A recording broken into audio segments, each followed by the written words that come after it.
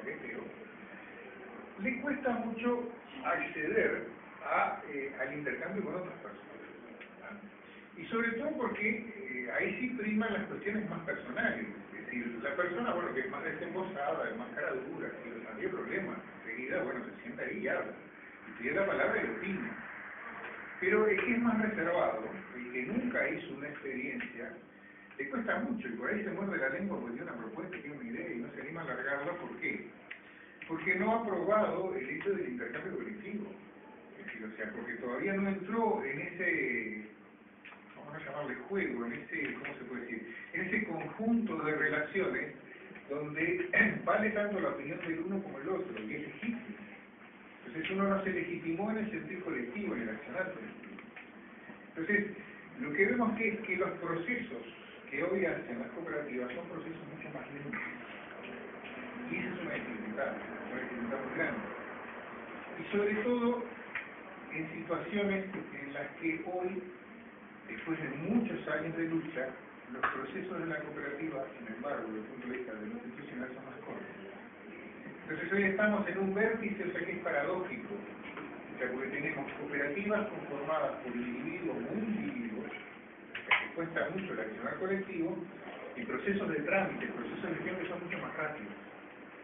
Entonces, yo anoche me quedé conversando con Gustavo, yo le decía, vos fíjate que el otro día estábamos en una de las charlas del ciclo básico que hicimos ahora hace una semana, y había una cooperativa, o sea, era para cooperativas que tuvieran a lo sumo 2 años de más. Y había una cooperativa que ya tenía mucha estructuración, y yo le digo, fíjate, una cooperativa que se formó hace 2 años, ya escritura empieza a construir. Es decir, y sobre todo en procesos que son muy acelerados en el sentido de que se constituye la cooperativa, saca la personalidad jurídica. Ahí tiene, digamos, el primer envío. El otro día nos asombraba la cooperativa porque, tenemos la personalidad jurídica, bueno, vamos a tomar algo. ¿Por qué?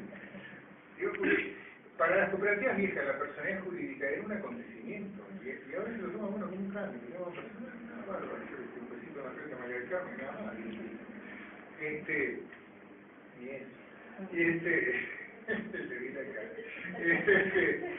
Y después que viene el instituto, el terreno, y son todas cosas, o sea, que también tienen procesos que son acelerados. Y además hay cierta letanía, cierta, no sé, no quiero hablar más de los institutos, pero a veces vienen con un proyecto, miren muchachos esto, y es el mismo proyecto que hicieron en 5 cooperativas antes. Y la gente ni siquiera discute el tamaño de la ventana, ni nada, o sea, lo toman como es así, porque mira, así es más rápido, nos presentamos ahora y seguimos. Y después vienen, como decía Gustavo, la tómbola, o sea, se meten en el concurso, en el coso que se llama el sorteo, con ese proyecto que ni siquiera se apropiaron, pues son proyectos que habían reciclado de otro lado, simplemente le tomaron las medidas de otra forma, lo metieron en el terreno, lo dejaron ahí. ¿Y qué ha hecho la cooperativa? ¿Cuál es la autogestión de la cooperativa? ¿Cuál es el proceso de formación?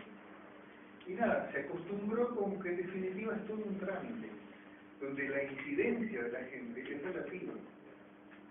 Y los directivos, los dirigentes de la cooperativa pasan a ser gestores, tramitadores, administradores de relaciones, o sea, con el instituto, con la CUBA, con la Intendencia, con el HU, con la Agencia Nacional de Vivienda, con el Ministerio de Vivienda, con el BPS. ¿Ah? La comisión fiscal pasa a ser como un perrito, a ver, faldero, o que va olfateando a ver si las cosas están bien, están mal. Y la comisión de fomento pasa a ser la gestora del RIF. Entonces acá nosotros tenemos un trabajo muy duro de enderezar esta situación y empezar a construir cooperativismo. Y el trabajo de la comisión de fomento es ese. Es un trabajo como para empezar a desmalezar, empezar a encontrar lo bueno, empezar a decir, no muchachos, o sea, esto no es un proyecto donde uno consigue una vivienda, esto es un proyecto donde uno consigue una forma de vida. Donde uno tiene que recrear cosas, o sea, que se fundamentan, que se justifican y se legitiman en lo colectivo, no en lo individual. Entonces, uno de los factores que a nosotros nos moviliza es la posibilidad de que la gente empiece a introducir temas en las cooperativas. O sea, que no sean esas asambleas de trámite aburridas, sino que haya la capacidad de decir, bueno, perdón, nosotros queremos que en la próxima asamblea nos sentamos a discutir los valores cooperativos, nos sentamos a discutir los principios cooperativos, hagamos una charla sobre la historia de fútbol, hagamos una excursión a las cooperativas y conversemos con los cooperativistas viejos, ¿ah? Leamos materiales, o sea, no está la ley para comprar 5 pesos, bueno. Hagamos la ley, vamos a reclamar cómo arreglamos. Y eso, en definitiva, sea parte del trabajo cotidiano, o sea, de empezar a transformar, porque, ¿qué es lo que pasa? Una de las cosas que uno tiene que aprender como cooperativista es también algo que en parte hemos perdido, que es la capacidad de pensar en perspectiva. Uno de los ejercicios que nos enseñan las cooperativas es precisamente a razonar en un plazo mayor al de mañana. ¿Por qué? Y porque justamente uno se acostumbra a pensar el proyecto que va a construir, a pensar cómo administra las horas y cómo administra la disposición del tiempo para llevar adelante ese proyecto, cómo administra económicamente un cronograma de obra que dura 18 o 20 meses, es decir, o sea, cómo uno se proyecta en la administración de personal, en la administración de dinero, en la administración de material, en la administración de los espacios de producción, es decir, o sea, cómo uno planifica una obra, uno tiene que ordenarse, tiene que saber cómo llevar adelante todo eso. Y eso evidentemente se introduce en nuestra vida y nos da una forma de ver las cosas que necesariamente nos cambia la perspectiva. Entonces uno aprende a pensar en perspectiva.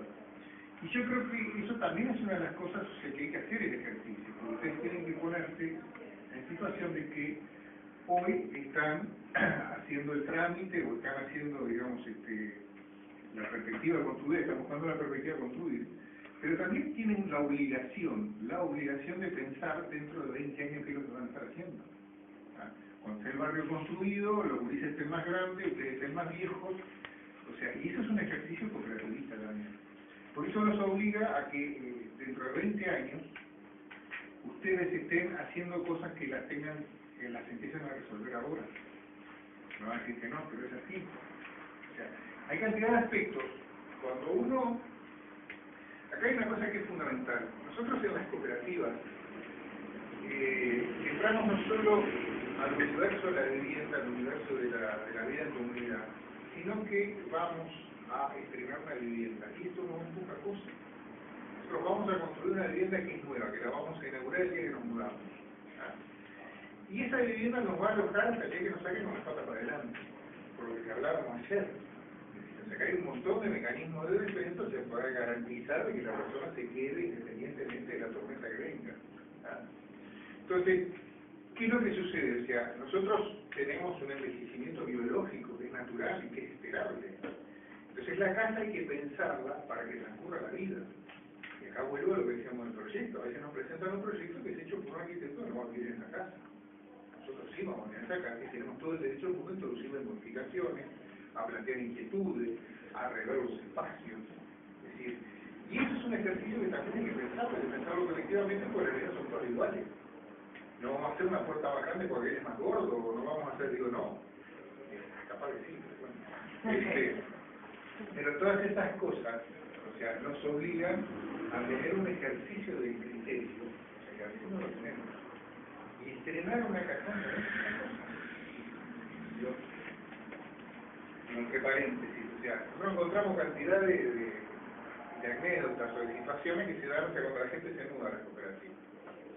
Encuentran como los fantasmas, empiezan a aparecer humedades, empiezan a aparecer cosas raras, empiezan a cuidar a los arquitectos, los institutos, que el albañil, que el capataz, que no sé qué, etc. Y muchas veces son defectos, patologías pasajeras, ¿no? O sea, cosas que pasan porque uno no sabe usar una casa nueva. No sabemos usar una casa nueva, porque pónganse a pensar, ¿ustedes cuándo estrenaron una casa? Ahora me están trayendo No, siempre vivimos en una casa que estuvo usada antes, o porque la alquilamos, o porque era nuestro padre, o porque, no sé, nos metimos ahí. Y una casa nueva tiene unos comportamientos que son propios de una estructura nueva.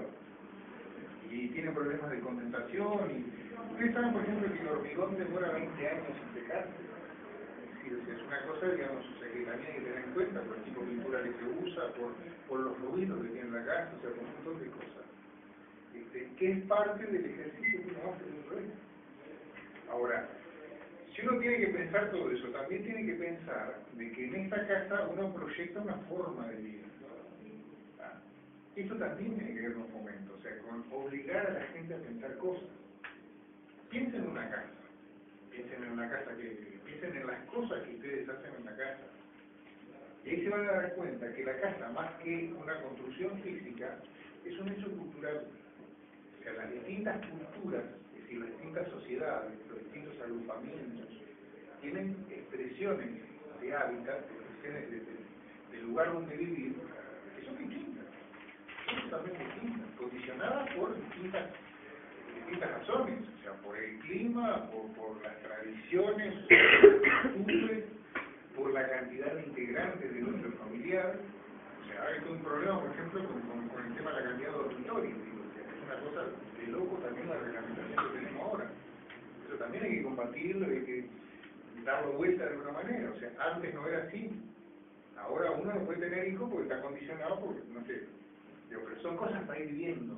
O sea, todo esto siempre tiene una dificultad, siempre hay que empujar. ¿Ah? Y decíamos que es un hecho cultural porque la casa es un espacio donde no todo es uniforme. Es decir, o sea, no hacemos todo en el mismo lugar, o no hacemos todo en toda la casa. Y eso también hay que pensarlo. Ustedes tienen que promover la discusión de dónde comemos, de dónde estudiamos, de dónde vemos televisión, dónde dormimos, dónde descansamos, dónde nos encontramos, dónde circulamos, cómo entra el aire, cómo entra la luz. Todo eso hay que tenerlo en cuenta. ¿Qué responsabilidad de ustedes? Porque es la casa de ustedes, no la casa de la gente. ¿Se dan cuenta de eso? Esa es una discusión que hay que introducirla también. Por eso digo que la Comisión de Fomento es una comisión de forma gente. Y bueno, una de las maneras de formar es introducir el debate y no tenerle miedo a la discusión. La casa es cultura. ¿Por qué es cultura? Una vuelta teníamos una discusión en Salta. Se inauguraba una cooperativa, justo había una asamblea nacional de comunidades, entonces coincidió, bueno, la fiesta de la inauguración con la demás. Y había una cosa que a nosotros nos resultaba rara, que era como una pared que estaba entre, la casa de esa cooperativa tiene como un comedor tipo chorizo así, o sea, uno entra y entra a ese espacio. Después había un muro, es decir, o sea, uno miraba y había un muro que te rodeaba así y salías a la cocina. Y después la cocina en otro lado tenía una puerta que salía para el fondo. Pues un pasillo donde ibas a los dormitorios y te ibas y ese muro, nosotros estábamos con un compañero y mirábamos el muro, y lo mirábamos de un lado y lo mirábamos de otro, y no entendíamos mucho. ¿Qué es lo que pasa? O sea, ahí lo que no estaba resuelto era este dilema, que es un dilema que tienen los sectores populares. Nosotros, la diferencia entre cocinar y comer es mínima. Este es un suelo, o sea, si nosotros tenemos una cocina grande, comemos en la cocina, no es así. Si tenemos una cocina y un comedor, o sea, la distancia siempre es breve. ¿Por qué? O sea, porque no tenemos un sirviente que nos traiga, o algunos tienen, capaz que algunos tienen, no sé. Entonces el traslado de la diferencia entre el acto de cocinar y el acto de comer, o sea, no está mediado por un espacio. Entonces en esta cooperativa nosotros después de mirar un rato, de darle vuelta por todos lados, decíamos, oye, ¿qué pasa?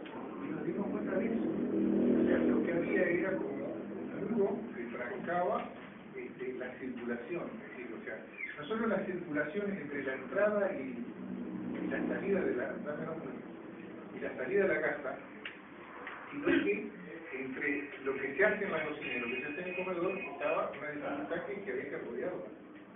Entonces, estas cosas, ¿cómo se le puede permitir a la cooperativa? Porque esos son metros cuadrados de construcción, son horas de trabajo, son materiales, son redes sociales, todo lo demás. Bueno, la cooperativa perdió, porque yo calculo, yo hace tiempo que no veo esa cooperativa, seguramente la mitad de los cooperativistas ya tiró la mierda.